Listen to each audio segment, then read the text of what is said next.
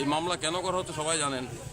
কে কে শ্লীল কে অশ্লীল এটা তো পুলিশ বিচার করবে না, এটার জন্য করা হয়নি। সারা রাজ্যেই অশ্লীলতার তাণ্ডব চলছে। এই মামলাটা করা হয়েছে একটা মেসেজ দেওয়ার জন্য কেউ সমাজে মুখ না করে। এইটা হচ্ছে মামলার মূল নির্যাস। এই কি বলে ওর নাম কি ক্লায়েন্টের, মাধবীকে টার্গেট করা হয়েছে। মাধবী সরকারের বিরুদ্ধে মুখ খুলছিল। মাধুরীর বিরুদ্ধে আরও দুটো মামলা আছে। মাধুরীকে গত 1 মাস ধরে বারবার থানায় ডেকে বলা হচ্ছিল আপনি দয়া করে, থানা খারাপ ব্যবহার করেনি, যেটা আমি সব মিথ্যা কথা বলবো না, তারা শুধু হাত জোর করে বলছিল আপনারা আমাকে বিড়ম্বনা থেকে বাঁচান, সরকারের বিরুদ্ধে মুখ খুলবেন না।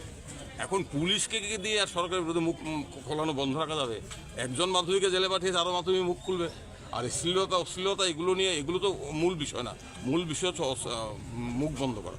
আমরা অশ্লীলতার পক্ষে নই, আমি ব্যক্তিগত পক্ষে নই, আমি ব্যক্তিগত কুরুচিকর আক্রমণ, ব্যক্তি গুচ্ছার পক্ষে নই, এগুলোকে আমরা সমর্থন করি না। কিন্তু এখানে মূল বিষয় হচ্ছে মুখ বন্ধ করার জন্য যাতে একটা চিলিং এফেক্ট সারা সমাজে বার্তা দেওয়া যায়। যারাই সরকারের বিরুদ্ধে মুখ খুলবে তাদের বিরুদ্ধে কোনো না কোনো অজুহাত খাড়া করে যে পুলিশ নেশাকার বিরুদ্ধে ধরতে পারে না, এফআইআর হওয়ার 4 দিন পরে সার্চ করতে যায় নাটক করতে, সেই পুলিশ মাধবীকে ধরতে এত তৎপর।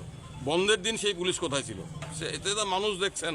আমরা আদালতের কাছে বলেছি কোনো ধারাই টেকে না, কোনো ধারাই আটকও বেআইনি, গ্রেপ্তারও বেআইনি। কারণ মাধবীকে তার বিরুদ্ধে মূল অভিযোগ সেটা ground of arrest, reason of অ্যারেস্টে জানানো হয়নি। তা আমরা আদালতের উপর ভরসা রাখছি।